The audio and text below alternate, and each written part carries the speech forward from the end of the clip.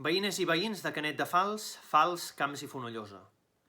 Vivim moments excepcionals i difícils amb l'emergència sanitària del coronavirus que ha trasbalsat totalment les nostres vides. I us volia traslladar que des de l'Ajuntament estem al vostre costat i que cal actuar amb corresponsabilitat individual i col·lectiva per aconseguir controlar l'epidèmia. En primer lloc, vull adreçar un missatge d'ànims i acompanyament a la trentena de persones dels nostres pobles que estan infectades, ja estiguin diagnosticades, ingressades a l'hospital, a casa o aïllades preventivament en quarantena. Com a alcalde us demano a totes i tots que extremeu les precaucions i realitzeu un confinament total, que us quedeu a casa i no sortiu, excepte pels casos que la normativa ho permet i en tot cas fer-ho el mínim possible. Per exemple, si heu d'anar a comprar, concentreu en un sol dia a la setmana i feu-ho el més a prop de casa possible. Que guardeu la distància d'entre 1 i 2 metres entre les persones, també a casa vostra, i que respecteu les mesures d'higiene com rentar-se sovint les mans. La situació no serà fàcil ni ràpida. Tenim el convenciment que calen mesures més contundents, ja que és evident que amb les actuals no s'ha aconseguit frenar la cadena de transmissió del coronavirus.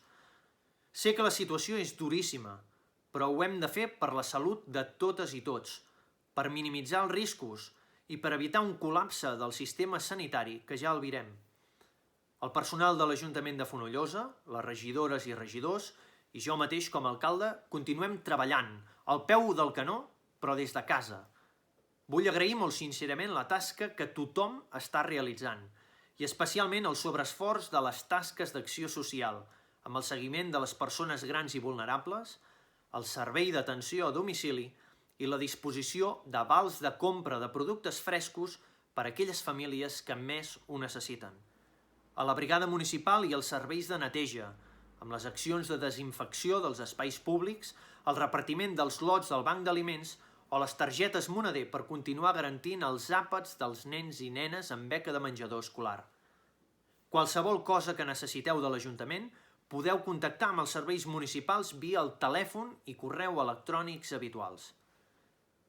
Des de l'Ajuntament també hem pres mesures, com l'ajornament del cobrament d'impostos en aquestes dates, la suspensió del pagament de les taxes de la llar d'infants i altres cursos i tallers, o la celeritat en el pagament de factures per tal de no fer esperar els proveïdors.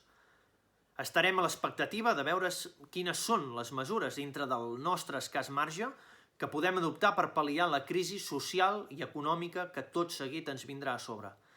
Però correspon principalment a la Generalitat i al Govern de l'Estat adoptar aquelles mesures per ajudar a qui ens es vegin més perjudicats, també els nostres restauradors, autònoms i empresaris. Ara, però, la prioritat absoluta és el control sanitari i el salvar la vida de les persones. Vull agrair a tot el personal sanitari, d'emergències i cossos de seguretat, amb un especial pensament per a aquells professionals que sou dels nostres pobles, a tothom qui està treballant en els serveis bàsics i estratègics i també a totes aquelles persones voluntàries que us heu activat per ajudar en la confecció de material sanitari o en qualsevol altre àmbit. Moltes gràcies a tothom.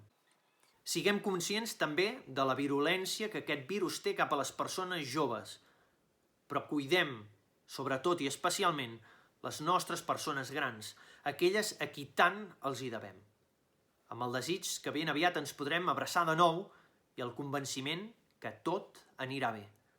Cuideu-vos i cuidem-nos molt els uns als altres. Si us plau, quedeu-vos a casa. Molts ànims.